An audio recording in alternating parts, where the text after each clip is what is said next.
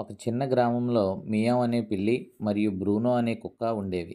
Meow చాలా తెలివైనది, కానీ అహంకారంతో ఉండేది. బ్రూనో బలవంతుడైనా మంచితనంగా ఉండేది.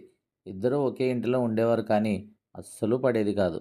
ఒకరోజు వారి యజమాని ఒక ఊరు వెళుతూ, మీరు ఒకరికొకరు సహాయం చేసుకుంటూ ఇంటిని కాపాడాలి అని చెప్తాడు.